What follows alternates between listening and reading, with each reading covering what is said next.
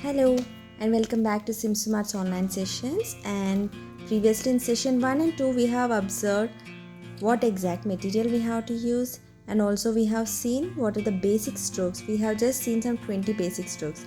Now applying those 20 strokes, not exactly all the 20 strokes but few of those particular strokes or patterns, we are gonna make a design. Now here for this design I am not gonna go with any curves or circles. We'll just start with the straight lines, because if you master in this, that will be easy. So this is the first step which you have to do. Now I will not repeat how to do here because already these patterns are pretty well explained in the session 1 and 2. So here you're just gonna observe me, and this is a little faster version of the video, so I'll not bore you with the same technique again and again. So this is a little faster video, but while you are doing, I want you to do very slow, and for the straight lines if possible use a scale. So because straight lines will definitely make a lot of change in your work. And now coming to how to connect each and every pattern. So some of the points which I want you all to remember is, first thing, don't overdo it. If in case in one of the pattern there's so much of darks, make sure in the second pattern probably some lines or anything like that you can do. So such way you can just do it. And if you observe, I have just given a double line. So these double line or these spacing in between makes your work, your major design very neat. So in between every few designs or patterns, you just add a double line. So that will give a very beautiful outlook, and at the end it will not look messy. And always make sure when you're doing these patterns, use only the fine liner pens. Don't use any sketch pen or a very thick pens, because that will completely mess it up. So try to use fine liner pens only. And like I have said previously, in any case you don't have the material right away and you just want to do it for time pass, go ahead and take a pencil and also do it. But why fine liner pens? Because at the end if you see the work and that brightness, everything matters and your final work comes out very well. Now I want you to observe this particular step. See, if you see in every line, in every block, three long curves I'm doing, 3 long U's I'm doing. So these are some things I just want you to observe, and especially in this particular session, even before you start, observe each and every stroke of mine, how I am doing. And of course I did it slow only because it's a fast video, you're just finding it a little more faster, but otherwise I have done it pretty slow, and then I have done all these steps. And yes, I want to add up one more point, that some of the patterns which I added here are not there in the first 20 patterns, but these are almost similar to that of the first 20 patterns what we learned. I just did a minor changes.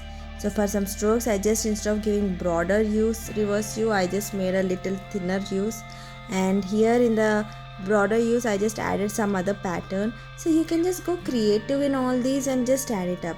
So some points, like previously I mentioned, just observe that don't overdo anything. In any case, in some place maybe you have used more of darks, in the other area just make sure you just do more of lines. So my exact point is, even before you start a mandala, understand what you're gonna do and then only start it. If you're a very beginner, take the help of some other Google picture and do it, but please don't copy the copyrights one. Just even if you want to practice and keep it away. Don't upload anything, or because there are many copyright works in mandala. Understand which one is a copyrighted one and which one is just for teaching purpose.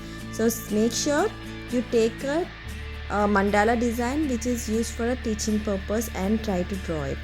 So now in these mandala also, when you are trying, I want you all to try your own method.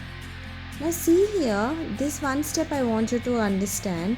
After I have finished this particular pattern, I have just added some middle dots and then the middle lines. See how patterned I am going. So these points, these steps actually make my work very easy. If somebody sees this, they find it like, oh my god, this is too tough or something. But frankly speaking, it is not really tough. All this is a small technique what I have just followed. if you observe, first I have given the line and then the curves, and then again the middle lines I have just added. In a form, in a line I just went. So understand how I am going, observe the same way, and then only I want you all to go ahead and proceed. This particular thing, try to do exactly like how I did.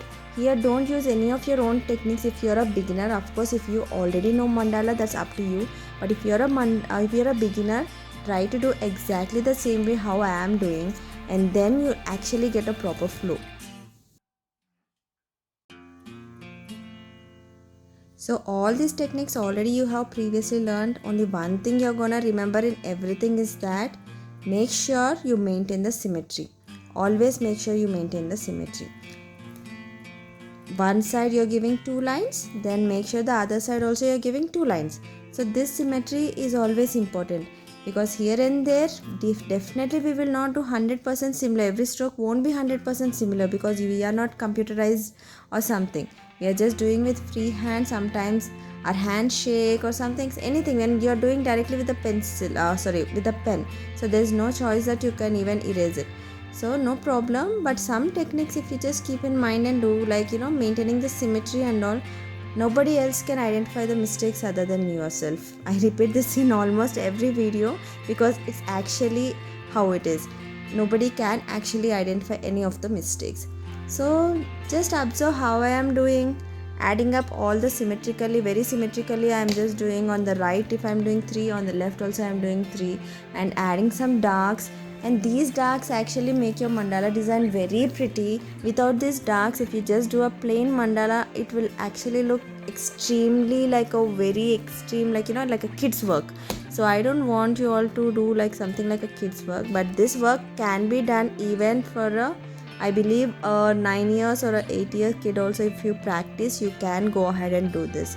So please keep on practicing and understand that. Add some double lines in between, and in some places if you are making too much dark areas, make sure you follow it up with a nice lines or a little lighter areas. So some points you just keep in mind and do it. Now see here how symmetrically I am going. In every block only 2 lines I am doing. So that's how you can just I don't want to repeat all these steps because I already explained you previously. Please check my first and the second video for that, and try to come back to this and finish off this particular project. And once you're done with this, next I will actually go ahead with some more techniques, some more patterns, and then we'll go ahead with the circular mandala. That's it for now. Thank you so much for watching the whole video. See you in the next session. Bye.